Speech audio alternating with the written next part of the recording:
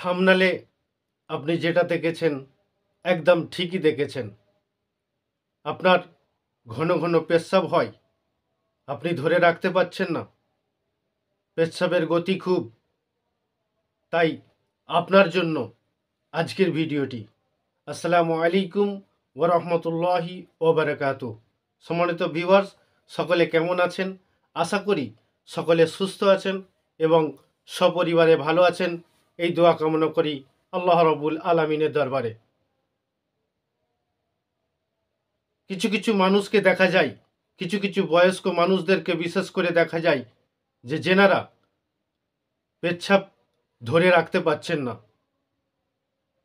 এবং তাদের পেচ্ছাবের এত গতি যে এইমাত্র কাপড়ে হয়ে গেল, কাপড়টা নাপাক হয়ে গেল।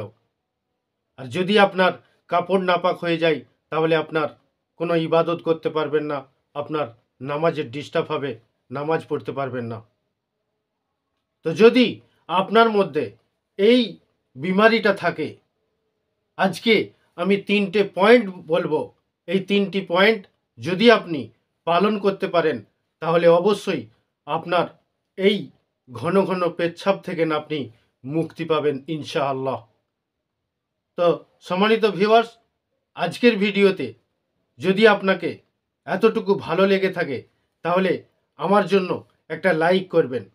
যেনারা আমার চ্যানেলে নতুন তেনারা অবশ্যই পাশে লাল রঙের সাবস্ক্রাইব বাটনটি টিপে দেবেন এবং পাশে থাকা ঘন্টিটি অল করে দেবেন, যাতে করে আমার সমস্ত ভিডিওটি আপনার ফোনেতে সর্বপ্রথমে যায়। কারণ আমি শরিয়ত ভিত্তিক মাসলা মাসাইল ভিডিও আমার এই চ্যানেলে উপস্থাপন করে থাকি। আজকের খুবই একটি গুরুত্বপূর্ণ বিষয়, যে বিষয়টা অনেকেই আমরা ভুক্তভোগী। কারণ আপনার যদি পেচ্ছাব এতটুকু ফোঁটা যদি আপনার কাপড়ে লেগে যায় তাহলে আপনার কাপড়টা নাপাক হবে এবং ওই নাপাক অবস্থায় যদি আপনি আল্লাহর ইবাদত করেন তাহলে আপনি ইবাদতের থেকে, নেকির থেকে আপনার গুনাহটা বেশি হয়ে যাবে। তাই পেচ্ছাব থেকে অবশ্যই আমাদেরকে সতর্ক হতে হবে। তো সম্মানিত ভিউয়ার্স, আপনার মধ্যে যদি এই 3টে জিনিস আপনি অভ্যাস করতে পারেন, 3টে জিনিস আপনি যদি ত্যাগ করতে পারেন তাহলে ইনশাআল্লাহ আপনি ঘন ঘন পেচ্ছাব থেকে মুক্তি পাবেন। তো সম্মানিত ভিউয়ার্স, চলুন কথা না বাড়িয়ে আজকের মূল ভিডিওয় চলে আসি। আপনার যদি ঘন ঘন পেচ্ছাব হয়ে থাকে, আপনি পেচ্ছাব রুখতে পারছেন না, কাপড়ে হয়ে যায়, নাপাক হয়ে যায়, তাহলে আপনি সর্বপ্রথমে আপনাকে 1 নম্বর পয়েন্ট বলবো, আপনি চা, কফি, কোল্ড ড্রিঙ্ক এবং ধূমপান একেবারে বর্জন করুন, একেবারে বন্ধ করুন। আপনি এই জিনিসগুলো পান করতে পারবেন না।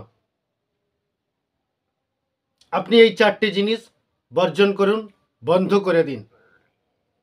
এটা হলো 1। 2 নম্বর বিষয় হলো আপনি নিয়ম মতন পানি পান করবেন।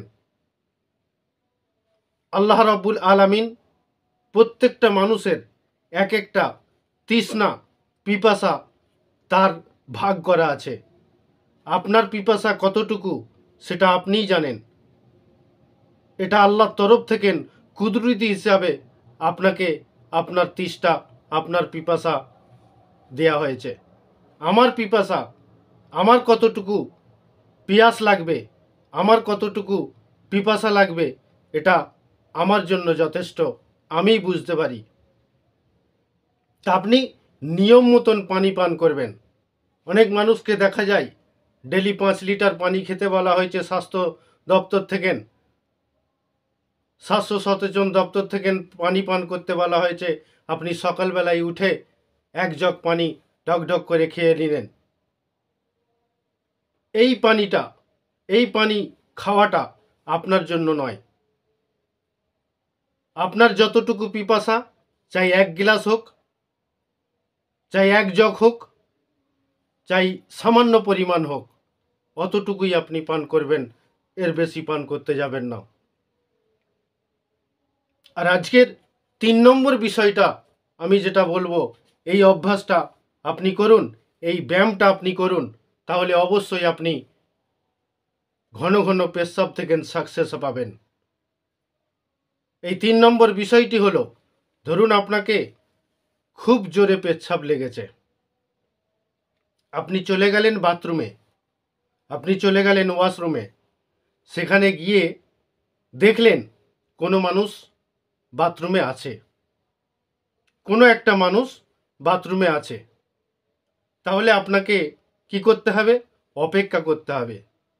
এই অপেক্ষা করাটাই আপনার প্র্যাকটিস, এই অপেক্ষা করাটাই আপনার ব্যায়াম। এবারে আপনি মনে করুন কোনো ব্যক্তি সে বাথরুমে নেই, তখন আপনাকে মনে করতে হবে যে বাথরুমে একজন আছে, আমি 5 মিনিট দাঁড়াই। তাহলে আপনাকে 5 মিনিট অপেক্ষা করতে হবে। এই 5 মিনিট অপেক্ষা করার ক্ষমতা আপনাকে ধরে রাখতে হবে। এটাই আপনার ব্যায়াম, এটাই আপনার প্র্যাকটিস। 5 মিনিট পরে আপনি ওই বাথরুমে যাবেন। আগামী দিনে আবার ওই রকম ভাববেন যে বাথরুমে কেউ একজন আছে, আমাকে একটু অপেক্ষা করতে হবে, কিন্তু আপনার প্রচণ্ড বেগে পেচ্ছাব লেগেছে। সেই অবস্থায় আপনি যাবেন, দেখবেন যে বাথরুমে কেউ একজন আছে, তাহলে তো আপনাকে অপেক্ষা করতেই হয়। ঠিক সেই রকমই কেউ যদি নাও থাকে, তাহলেও আপনাকে ওই 5 মিনিট অপেক্ষা করতে হবে। আপনি এইভাবে কন্টিনিউ 1 সপ্তাহ প্র্যাকটিস করুন। পরের সপ্তাহে আবার আপনি ওটাকে 10 মিনিট, আরও 5 মিনিট বাড়িয়ে দেন। মনে করুন কেউ বাথরুমে নেই, বা মনে করুন কেউ বাথরুমে আছে, তখন আপনি দাঁড়িয়ে থাকবেন। আপনি 5 মিনিট 1 সপ্তাহ প্র্যাকটিস করেছেন, এবারে আরও 5 মিনিট বাড়িয়ে দিয়ে ওটাকে 10 মিনিট করুন। তারপরের সপ্তাহে আরও 5 মিনিট বাড়িয়ে দেন। এইভাবে আপনি দিনের পর দিন প্র্যাকটিস করুন। আপনি 3টে মাসে এইভাবে প্র্যাকটিস করুন, ইনশাআল্লাহ আপনি আপনার এই ঘন ঘন পেচ্ছাব থেকে আপনি মুক্তি পাবেন। এই 3টে প্র্যাকটিস, এই 3টে পদ্ধতি আপনাকে অবশ্যই অভ্যাসে পরিণত করতে হবে। তাহলে 1 নম্বর হলো চা, কফি, কোল্ড ড্রিঙ্ক, ধূমপান আপনাকে একেবারেই ছেড়ে দিতে হবে। 2 নম্বর, আপনার পিপাসা অনুযায়ী আপনি পানি পান করবেন। 3 নম্বর হলো আপনি বাথরুমে গিয়ে ভাববেন যে ওখানে কেউ আছে, আমি একটু অপেক্ষা করি। 5 মিনিট, 10 মিনিট, 15 মিনিট, এইভাবে আপনি কন্টিনিউ 3 মাস প্র্যাকটিস করে যান, অভ্যাস করে যান, এই ব্যায়ামটি করে যান। অবশ্যই আপনি এই ঘন ঘন পেচ্ছাব এবং আপনার কাপড়ে হয়ে যাওয়া পেচ্ছাব থেকে আপনি ইনশাআল্লাহ মুক্তি পাবেন। এটি আমার কথা নয়, এই কথাটি অবশ্যই একটি ডাক্তারের পরামর্শ নিয়েই আপনাদের সম্মুখে আমি এই ভিডিওটি উপস্থাপন করেছি। আমার জন্য দোয়া করবেন, আমিও আপনাদের জন্য দোয়া করি। ফি আমানিল্লাহ। আজকের মতো এখানেই সমাপ্ত করছি।